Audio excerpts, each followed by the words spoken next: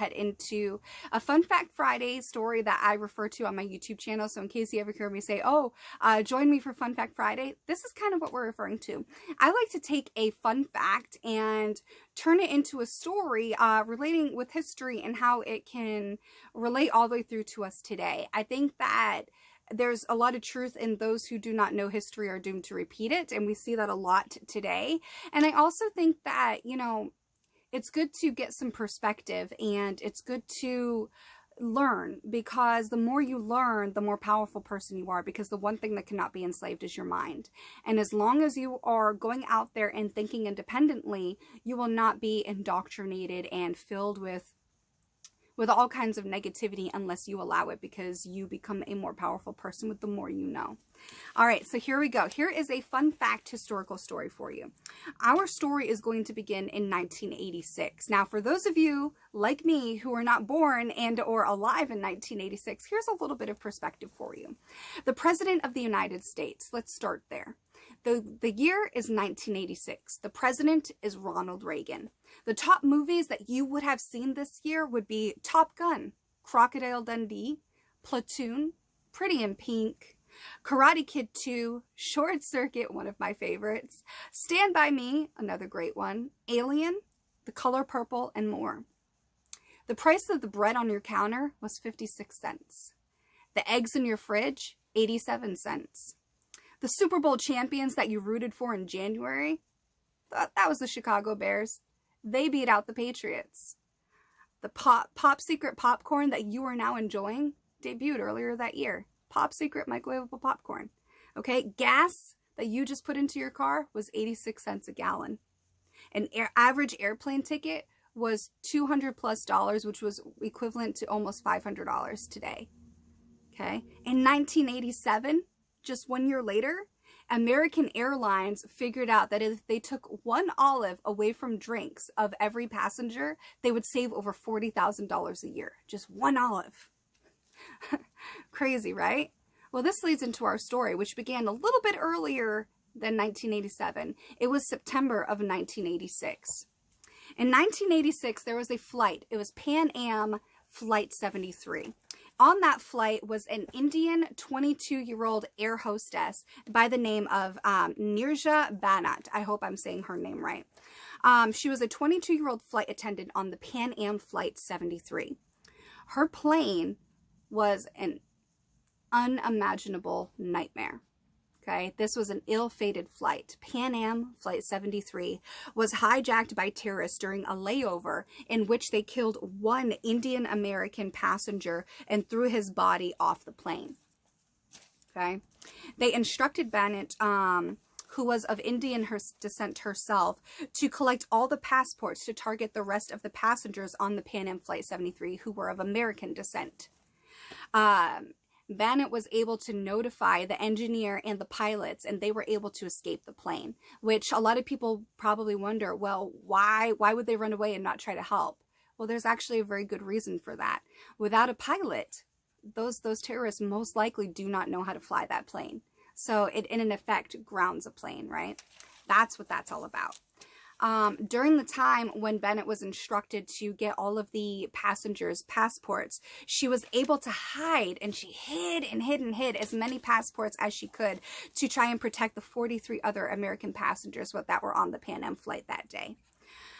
She hid some in the trash, some under seats, some in the seat pockets, and she did it everywhere that she could possibly conceal.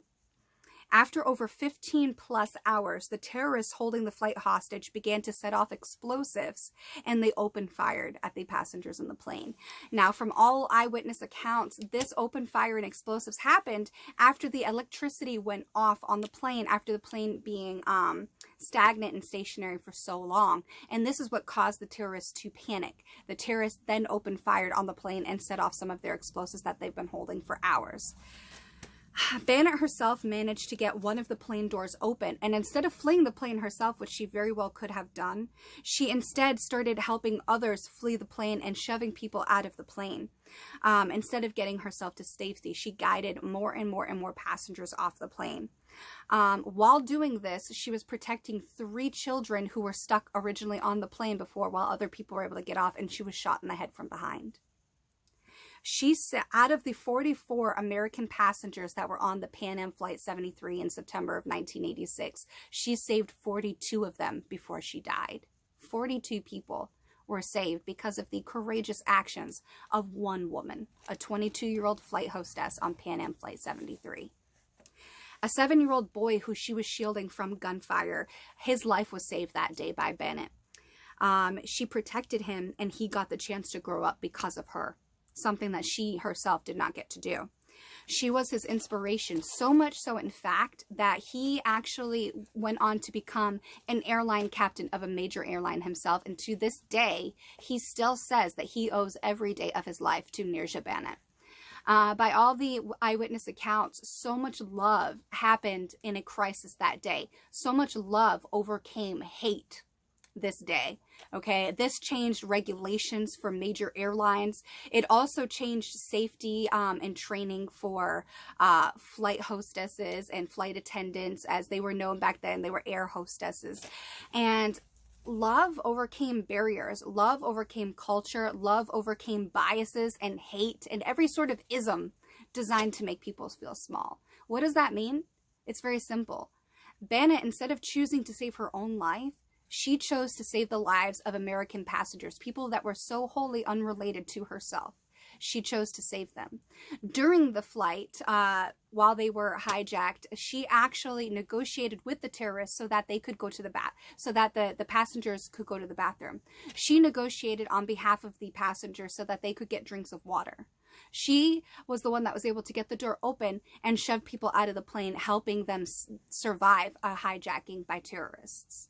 She lost her life while trying to save others. That's love. And when some of these children got off the plane and they saw that they were covered in blood of their parents and strangers that they didn't even know, Pakistani people nearby gave these children, these children, they had no idea who they were, but were not of the same descent. They gave them clothes so that they would not be covered in the blood of their mothers, fellow passengers. One survivor talked about how he was sitting next to a German national while he himself was on that plane as an Indian, and he was on his way to Paris to work for a German company. Love crosses barriers. Love is the only way to combat hate. Love is what saved 42 out of 44 American passengers on Pan Am Flight 73. Love from one woman helped save 42 strangers that day. 42. That may not seem like a lot to some, but that was life-changing for 42 people who had no idea what was going to happen on that ill-fated day in September of 1986. And that leads us into some motivation. It's all about perspective. Last week, we went on a journey from the year 1900 all the way through 1985. Today, we stopped in the year 1986. On a flight that no one had any idea of how it would turn out. How many of us have gotten on a plane and just took for granted the safety that came with being on that plane? Those terrorists were dressed up like security guards, okay? And when they tried to they dressed back down in civilian clothes and escaped with some of the survivors, and the survivors were able to point them out to security and police, and then they were detained and arrested. A lot of us go through life not even knowing how lucky we are from the sacrifices that were made prior to us even being born. It's all about love. It's all about perspective. Love is the one thing that crosses barriers. Love overcomes every sort of ism designed to make people feel small. Every sort of ism and every sort of ist word. Let's think about that for a second. Is our world worse than what it was in 1986? If so, why is that? And if we say it's a society problem, then we have to ask ourselves, who makes up the society? Who makes up these choices? Every person that survived that Pan Am flight went on to do something worthwhile because they all of a sudden had a different perspective on life. What's your perspective? What kind of love do you hold in your heart that you put out into the world every single day? Are you living with purpose? What is your perspective? What kind of love do you want to possess and receive in return? What love are you putting out into the universe, so to speak? What type of person do you want to be? What sort of perspective are you benefiting from today because someone made a sacrifice, be it 1999, 2012, 1986? Doesn't matter. What matters is what you do with the opportunities that you are given now that somebody didn't have at a different point in time. Are you being the adult that you needed as a child? And all of those problems that are weighing you down, making your life miserable, are they really as big as we make them out to be? Or are they so much smaller and we're just lacking perspective? We're just lacking love, unconditional love. And that first comes from in here. Love starts here. We're not born hateful. We're not born with isms against other people. We're not. Those are created. Those are created. So what sort of change are you creating? What sort of perspective are you living by? Are you being the adult you needed as a child? And are you honoring sacrifices like Bhanot's? Are you living with purpose? It's all about perspective. All right, everyone, this has been the latest episode of the Talks with Taeler Hendrix podcast with yours truly exclusively on russosbrand.com with channel attitude.